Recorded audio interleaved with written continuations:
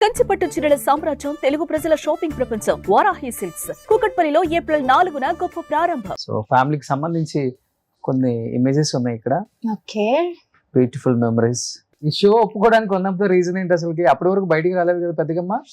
అవును, యాక్చువల్లీ ఈ కాన్సెప్ట్ చెప్పినప్పుడు రవి చెప్పాడు.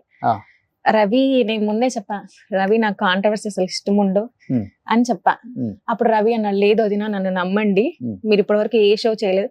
కానీ లిటరలీ చాలా ఇంపార్టెన్స్ ఇచ్చారు. నేను చెప్పాను, నేను ఈవెంట్స్ లో బిజీగా ఉంటాను రవి అంటే, వదినా మీరు ఇచ్చిన డేట్స్ లోనే షూట్ పెట్టుకుంటాం. నేను హార్డ్లీ 7 days ఇచ్చానండి, అంతే ఫినిష్ చేస్తారు. 7 days, అది కూడా నాకు ఒక్కొక్కసారి లేట్ అయ్యేది. నేను చెప్పాను రవి లేట్ అవుతుంది రవి అన్నా, పర్లేదు అవుతున్నా నేను హ్యాండిల్ చేసేస్తాను.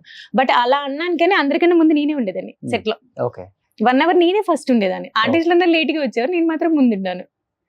సో ఓకే, అది బాగా అనిపించింది. కానీ బ్యూటిఫుల్. యాక్చువల్లీ మా ఫ్యామిలీని కూడా ఇన్వైట్ చేశారు, ఒక 1 week ఫైట్ చేశారు, రావాలి ఖచ్చితంగా. సో ఫ్యామిలీ కొంచెం దూరం అండి, కెమెరాకి వద్దు అని చెప్పేసి నేను యాక్సెప్ట్ చేయలే ఈ షో. నాకు యాక్చువల్లీ కెమెరా ముందుకి అసలు రానన్నా నేను.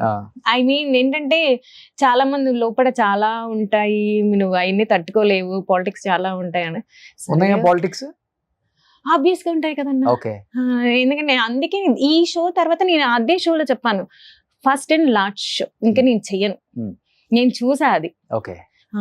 కానీ నిజం చెప్పాలంటే ఆ టైంలోనే మేము ఎక్కువ టైం స్పెండ్ చేసాం ఇద్దరం. అదే నేను అడుగుదాం అనుకున్నాను, బ్యూటిఫుల్ మెమరీస్ మొత్తం మీరు సో ఈ షోలో చాలా షేర్ చేసుకుని ఉంటారు, ఎమోషనల్ అయి ఉంటారు. ఇదే షోలో ఎక్కువ ఇంపాక్ట్. ఇప్పటికి ఆ షోలో అంటే ఇప్పటికి ధనరాజుని తలుచుకున్న కళ్ళమ్మట అలా నీళ్ళు వచ్చేస్తాయి అంటే ఏ సిచ్యువేషన్ అని చెప్తా? యాక్చువల్లీ సర్ప్రైజ్ థీమ్ అని ఒకటి ఉందన్న.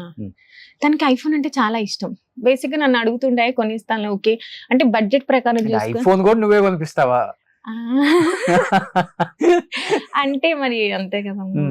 సో తాళాలన్నీ మన దగ్గరే ఉంటాయి, ఏటీఎంలు అంతే. అలా చేస్తున్నావు అన్న. అంటే తనకి ఇచ్చాను ఒకసారి, తను కరెక్ట్ గా యూజ్ చేసుకోలేదు. సో నేను మళ్ళీ దగ్గర పెట్టుకుంటున్నా, తప్పేం లేదు. ఎవరో ఒకళ్ళు మరి ఉన్నారు కదా, ఇద్దరు పిల్లలు ఉన్నారు, వాళ్ళు హ్యాండిల్ చేయాలి. అంటే మళ్ళీ తనకి ఇచ్చేసిన ఏమో మళ్ళీ ఇంకేదైనా సినిమా తీసిస్తే నేను మళ్ళీ సిద్ధంగా లేను. సో అందుకని పిల్లలు పెద్దోళ్ళు అవుతున్నారు కాబట్టి కెరీర్ పరంగా ఆలోచించి నీ వర్క్ నువ్వు చేయి, నా వర్క్ నేను చేస్తా, అంతే. నీకేం కావాలో చెప్పు, అంతే. అంతకుమించి సూపర్. 2-3 కోట్లు ఉంటుందా బ్యాంక్ బ్యాలెన్స్? అయ్యో అన్నా, అంత లేదన్నా, ఎవరన్నా చెప్పింది.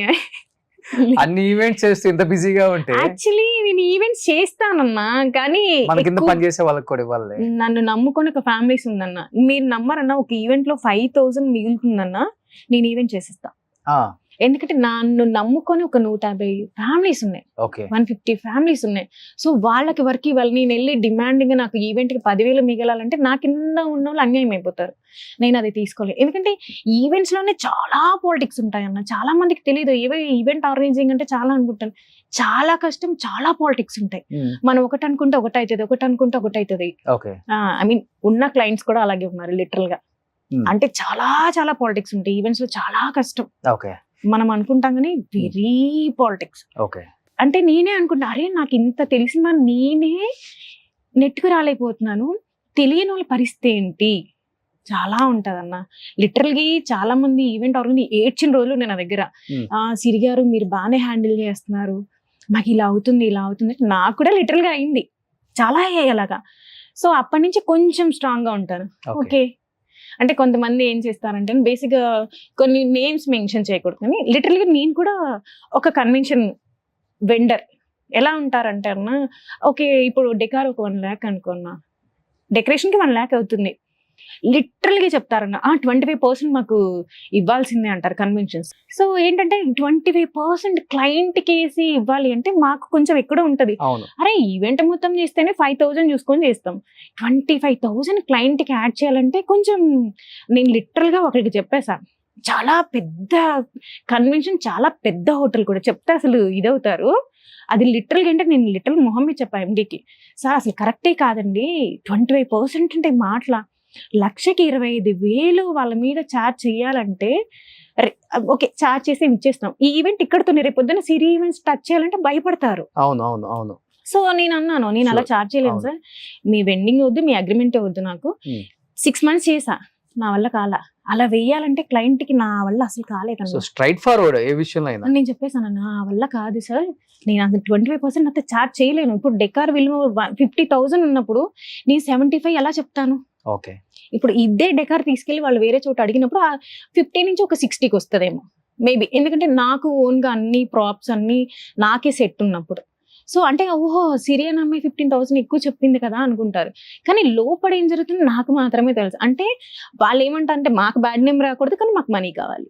Okay. ఇలా ఉంటది, నాకు చాలా రిస్ట్రిక్షన్స్. కామన్. సో నా నెక్స్ట్ క్వశ్చన్ అక్కర్లేదు అనమాట, ఎవరు స్ట్రాంగ్ ఎవరు వీక్. స్ట్రాంగ్ అని అర్థమైపోతుంది. ఓకే, సుమన్ టీవీలో మీ పర్సనల్ అండ్ బిజినెస్ ప్రమోషన్స్ కోసం కింది నెంబర్కి కాంటాక్ట్ చేయండి.